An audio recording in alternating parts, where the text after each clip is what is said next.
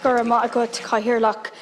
the saying goes, there are few certainties in life apart from death and taxes, but perhaps we could revise that and we could say that there are a few certainties in life apart from death, taxes and the dysfunctional Irish planning system.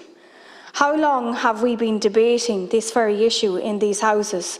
I recall standing here over 2 years ago debating the Planning and Development Amendment Bill 2021, which was meant to address some of the very issues that we are here again debating today. Indeed, we have seen over the last number of years that regardless of what laws these houses put in place, nothing seems to impact the chronic level of dysfunctionality that has persisted for decades.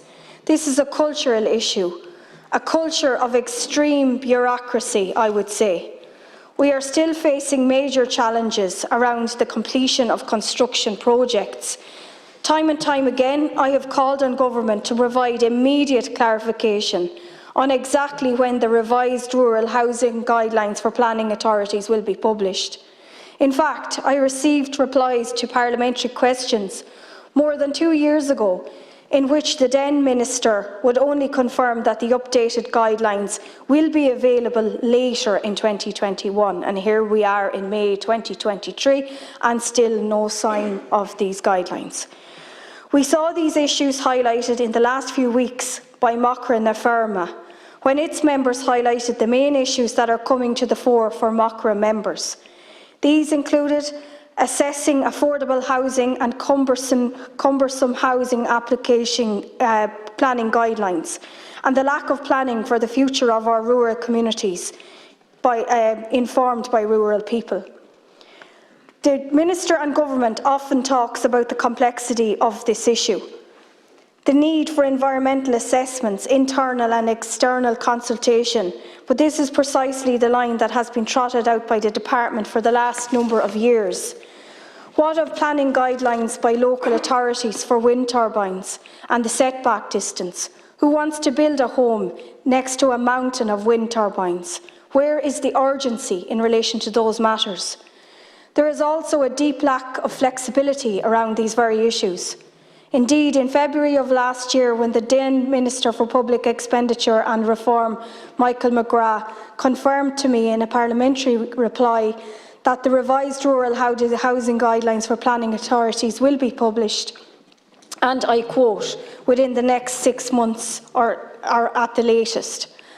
Minister, you will be more than aware that the revised and updated guidelines have been eagerly awaited since 2017, when a working group established within the Department of Housing to examine the issue of rural housing, including so-called once-off housing or one-off housing. Since then, we have also had to deal with well-resourced outfits like An Taisce, trying to stifle the planning and development of rural major enterprises in rural Ireland. Without rural enterprise, there can be no rural housing, because where are people to work? Thankfully, the Supreme Court decision in the Glanbia case was a victory of common sense against An Taisce, and I welcomed that along with my colleagues here at the time. Its overly zealous and inflexible attitude towards environmental or emissions targets. At the time, even Minister McGrath welcomed the Supreme Court judgment and said that there was a clear need for fair and timely planning system to be in place. He went on to say that this would be achieved once the Attorney-General completed his re-examination of the entire legislative framework underpinning the current planning system. Minister, I have often highlighted here the massive planning delays that plagued the multi-million euro investment at Banagher in County Offaly, my own county, before final approval was eventually given. However, the unfortunate fact of the matter was that An Bord Pleanála simply did not fulfil its statutory obligations, particularly when it came to Section 126 of the Planning Development Act, which provides that every planning appeal is to be determined within 18 weeks.